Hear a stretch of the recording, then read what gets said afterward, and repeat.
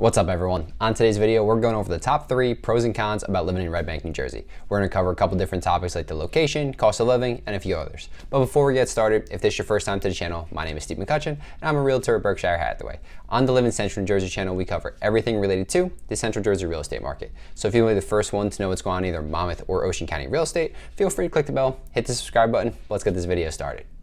The very first pro is going to be the location. And as you can see, Red Bank is going to be located in the northeastern part of Monmouth County. It borders a couple different towns like Tinton Falls, Shrewsbury, Middletown, just to name a few. Red Bank is going to be about just over 2 square miles, which ranks in the middle of the pack in terms of size for Monmouth County. So there's obviously going to be some smaller, some bigger. Now 2 square miles might not feel or sound that big, but we have a lot of Jersey Shore towns over here, so they're going to be ranked a little bit smaller. We do have one major roadway that runs through Red Bank, and that's going to be Route 35. It runs north to south, and it's going to be a non-toll road. A little farther west is going to be the Garden State Parkway, and this is going to be one of 2 major highways that we have here in New Jersey. The Garden State Parkway also runs north to south and is going to be a toll road. For instance, if you want to commute to New York City, this is the route you're going to take. And it's going to run you about an hour and a half-ish, with some traffic in there, weather, whatever it kind of might be backing people up that day.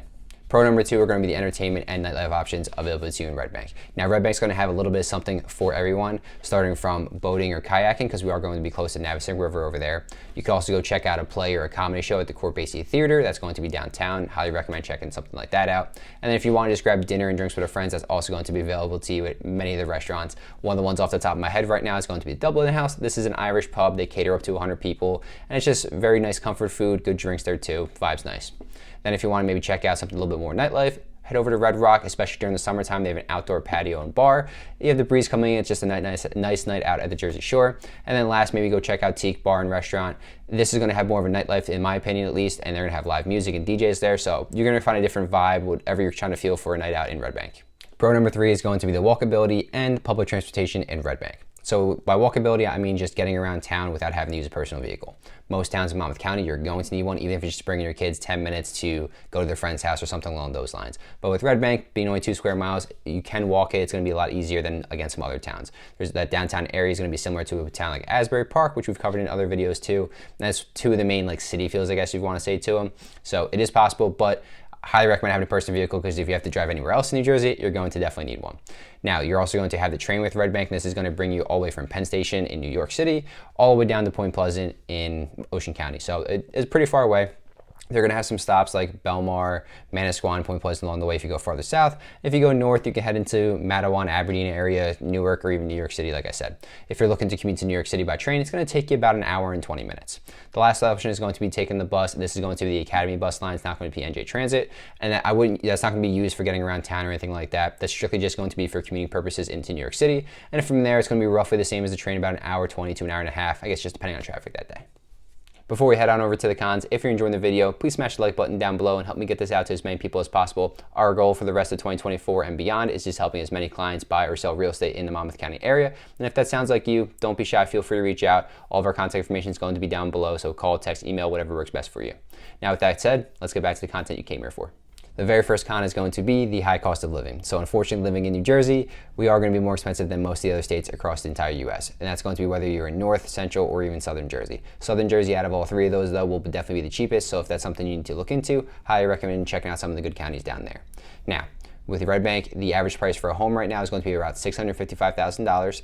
That is going to be just the median price. So obviously you're going to have some more or some less, and location is going to matter. If you're going to be on the water near the Navigation River, obviously it's going to be more expensive than if you're in the downtown area, maybe you're only buying a 1-bedroom condo. So it's going to vary quite heavily there. There's also going to be some adult community options, single family, and condos and townhomes. So you have a little bit of variety.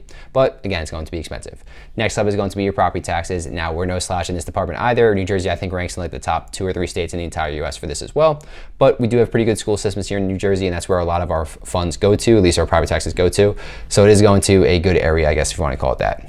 Now, on the outside portion of the downtown area, you're going to see a lot more single families as well, but they are going to be a little bit older, and something to watch out for, because older homes will typically have more repairs in the long run, whether it's something being structural, it could just be the appliances getting older, or even just the utilities, something along those lines. The roof may be a little bit older. Whatever the case is, just make sure you're budgeting in for those possible repairs in the future.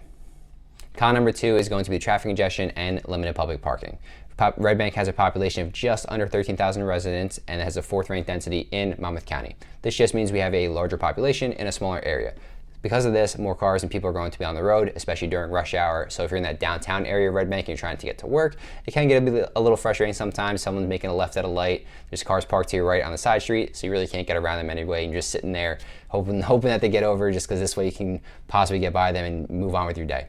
But that's also what makes Red Bank being walkable a very good thing.